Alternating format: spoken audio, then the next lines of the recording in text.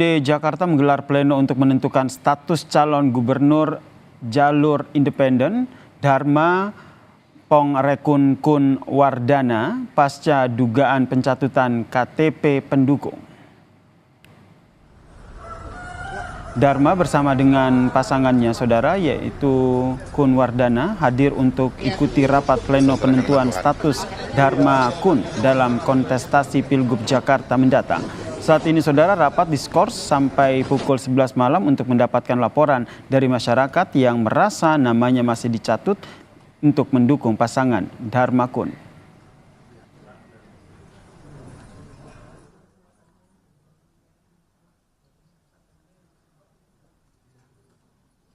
Lalu bagaimana hasil pleno KPUD Jakarta dalam menentukan status Bacagub jalur independen ini saudara? Kita tanyakan kepada jurnalis Kompas TV ini Putu Trisnanda di kantor KPUD Jakarta. Selamat malam Putu. Jadi apakah sudah ada hasil terkait dengan pleno KPUD ini?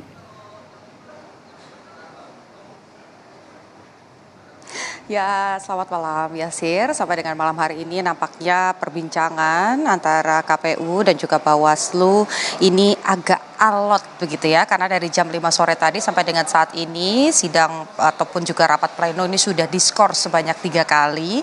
Dan tadi di sela-sela skors juga baik itu KPU dan Bawaslu ini bersepakat untuk kemudian mengambil masa tenggat paling akhir di mana pengumuman atau penetapan status dari Bacagub dan Bacawagub DKI Jakarta jalur independen yakni Dharma Pongrekun dan juga Kun Wardana akan diumumkan malam hari sebelum tanggal 19 ini berganti. Tapi tadi juga sebetulnya masih banyak pertanyaan yang kemudian belum bisa dijawab baik itu oleh KPU ataupun Bawaslu terkait dengan apakah ada indikasi kecurangan, apakah kemudian data yang sudah terverifikasi ini sudah jelas angkanya berapa, kemudian yang tidak termasuk atau tidak dihitung secara detail ini ada berapa, ini tidak disampaikan oleh Bawaslu. Begitupun juga dengan KPU yang menyebut bahwa memang SK akan tetap dikeluarkan malam hari ini karena ini sudah sesuai dengan schedule atau penjadwalan dari agenda pemilu begitu. Tapi apakah SK ini masih bisa direvisi, dibatalkan dan lain sebagainya, ini belum bisa dijawab karena sidang ataupun juga rapat pleno ini masih berlangsung. Tadi Bawaslu juga menyebut bahwa alasannya kenapa rapat pleno ini baru akan diselesaikan jelang tengah malam karena ini memang masih menunggu laporan dari masyarakat. Lebih lengkapnya Yasir dan juga saudara berikut pernyataan dari anggota Bawaslu DKI Jakarta Reki Putra Jaya. Malam ini untuk menyelesaikan tanggal 19 itu kami kira sangat baik ya usulannya untuk mari kita selesaikan sampai dengan jam 11 partisipasi masyarakat kami buka baik Bawaslu maupun KPU untuk menyampaikan kira-kira kalau ada nama-nama yang masih diduga tercantum di dalam dukungan tersebut. Sejauh ini belum ada penetapan ya Pak? Itu kita tunggu selesai nanti. Pertanyaannya Yasir, apakah dari sekarang sudah memasuki jam 10 malam sampai dengan nanti pukul 11 kurang lebih 1 jam lagi ada masyarakat yang sempat untuk datang ke Bawaslu dan juga melaporkan. Karena sebetulnya yang memiliki tugas ini baik itu KPU dan juga Bawaslu dua-duanya ini memiliki peran.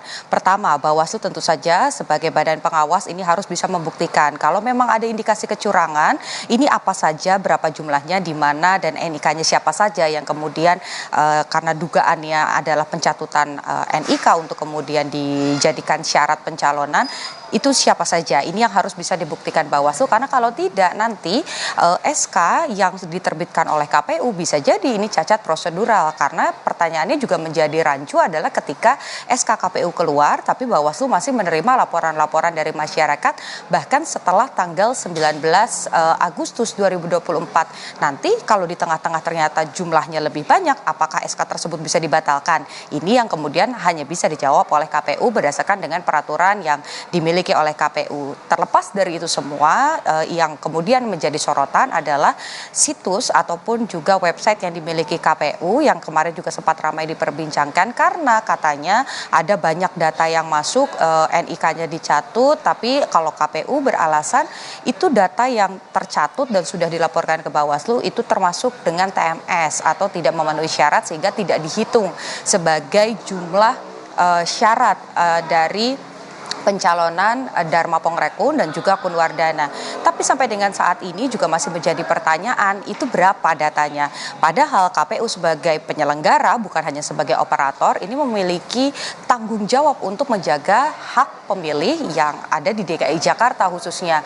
Jangan sampai kalau kita belajar dari Pilpres kemarin begitu ya, banyak informasi-informasi yang tidak sampai dengan baik, kemudian juga ada informasi ataupun data yang tidak diinput tepat waktunya, sehingga ketika itu kemudian diakses ini menimbulkan polemik di masyarakat. Kita tahu saat ini Kim Plus sudah memiliki calonnya, yakni Ridwan Kamil dan juga Suswono, dan kemudian bakal calon yang kemudian bisa bertanding dan berkontestasi adalah ya Dharma Kun, pasangan dari Dharma Pongrekun dan juga Kun Wardana. Tapi pertanyaannya, saat ini masyarakat sedang resah, Yasir dan juga saudara. Bagaimana kemudian masyarakat ini bisa ditenangkan dengan cara memberikan informasi bahwa calon-calonnya ini adalah yang memang memenuhi syarat.